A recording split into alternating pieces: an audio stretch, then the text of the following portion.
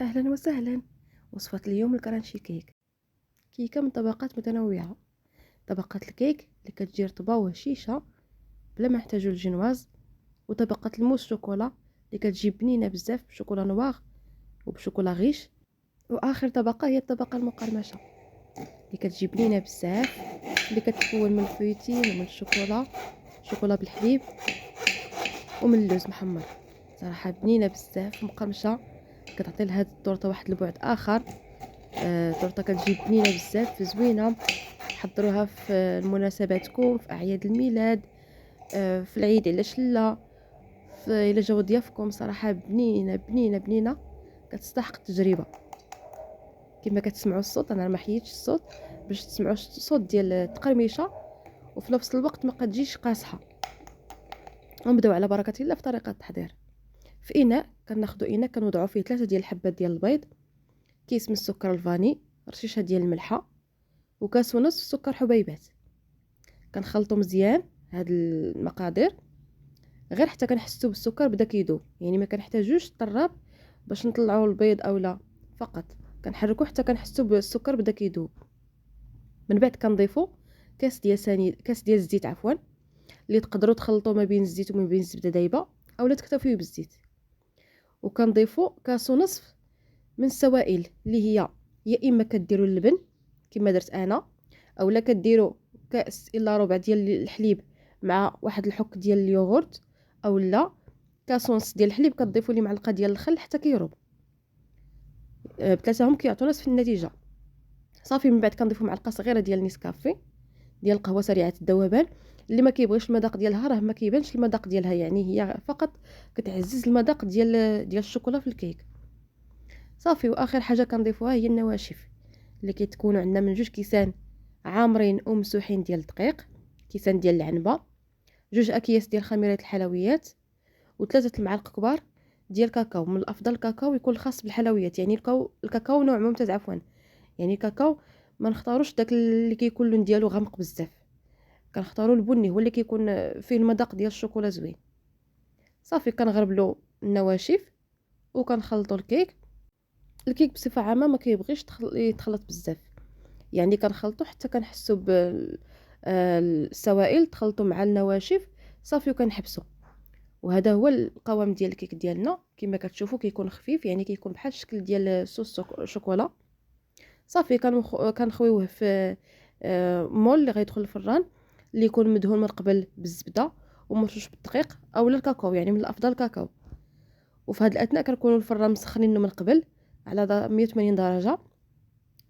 صافي وكندخلوها الفران حتى كطيب وكنخلوها كتبرد. هنا كنوجدوا الكاناش كنحتاجو فيه. انا درت 350 غرام ديال شوكولا من نوعيه جيده، كنضيف عليها 130 غرام ديال الكريمه بارده، وكنخلطها مزيان كما كتشوفوا. كنخلطها حتى كتعطيني واحد القوام ديال الكاناش اللي كيكون شويه ثقيل، ما كتكونش خفيفه.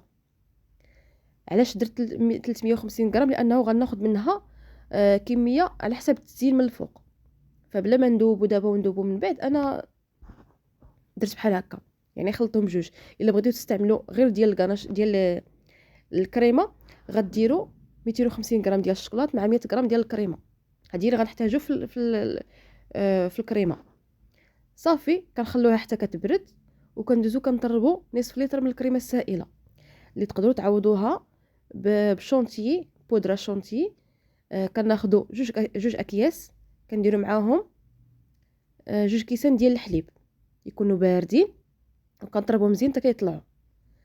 صافي من بعد كنضيفوا ليهم الكاناش ديالنا. هنا من بعد ما طلعت الكيكه كما كتشوفوا انا كنضيف ليها تقريبا 3/4 ديال الكميه ديال الكاناش اللي خدمت، وكنطربوا مزيان. صافي ها كنحس بالشوكولا تخلط، كنحبس باش نخلط من الفوق لتحت، نشوف ياك ما كاين الكاناش لتحت، ونعاود نطرب مره اخرى حتى كتكون عندي كريمه يعني مخلطه مزيان وكريمه ناعمه. كما كتشوفوا هنا ملي كنخلط كنلقى الكاناش كاين في التحت. يعني نتوما نفس الطريقه غادي تستعملوها الا استعملتوا بودره الشونتيي، غير هي ضروري الكاناش يكون بارد باش ما يهبطش لكم سوا الكريمه السائله سوا البودره اللي خدمتو به. صافي كما كتشوفوا هنا الكريمه ديالنا تخلطات، كما كتشوفوا القوام ديالها كيجي قابض. بالنسبه للناس اللي كيبغيو الكريمه تكون رطبه، يعني غادي تضيفوا الكناش قبل ما تطلع مزيان.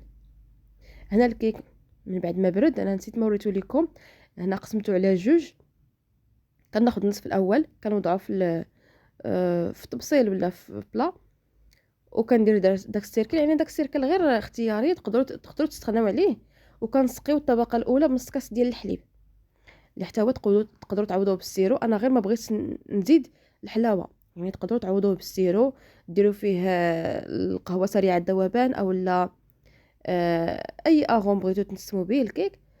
صافي. كنوضع نصف طبقه نفس الكميه ديال الكريمه ديالنا، وكنبسطها فوق الكيك مزيان، كنسرحها. ومن بعد كنضيف الطبقه الثانيه ديال الكيك. هنا انا نسيت ما سقيت الطبقه ديال الكيك الثانيه، نتوما ما تنساوش يعني سقيوها. وصراحه جات رطبه بزاف، يعني واخا ما تسقاتش جات رطبه وزوينه، ما محتاجاش يعني تسقوها بزاف. صافي. من بعد ما كنوضع الطبقه الثانيه ديال الكيك، كنوضع النصف الباقي ديال الكريمه كما كتشوفوا. انا من الناس اللي كيعجبهم القوام ديال الكريمه تجي قابطه راسها. كما قلت لكم الا كنتم من النوع اللي كتبغيو الكريمه تكون خفيفه، فغتضيفوا الكناش والكريمه باقي خفيفه، باقي ما طلعتش مزيان. صافي. كنليسيها مزيان، كنقاد الوجه ديالها، وكندخلها للثلاجه مده ساعه تقريبا حتى كتبرد. هنا ملي بردات كما كتشوفوا كنخوي عليها الكناش قبل ما خويته داك الربع اللي بقى ليا زدت عليه. يا اما كتزيدوا الكريمه السائله كتكون سخونه شويه، يعني تقريبا واحد نص كاس، يا اما الحليب.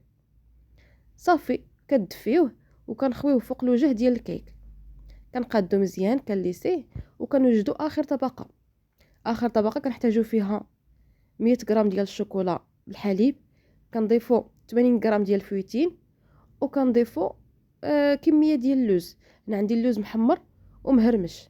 هاد الاضافه كتبقى اختياريه، اللي بغى يضيفها اللي ما بغاش بلاش، ولكن كتعطي واحد المذاق زوين. وكنضيفوا 3 المعالق كبار ديال الزيت اللي انا ضفتهم مع الشوكولات في الاول ونسيت ما صورتهم، ولكن كنضيفوهم باش كيعطيو داك القوام كيكون رطب، ما كيكونش الشوكولا قاصح بزاف. صافي. كنخلطوها مزيان. من بعد كناخذوا الطورطه ديالنا وكنوضعوا فوق الوجه ديالها طبقه ديال الفويتين، كنوضعوها كامله وكنحاولوا نسرحوها على الوجه كامل. صافي. وهكا كنكونوا سالينا الطورطه ديالنا.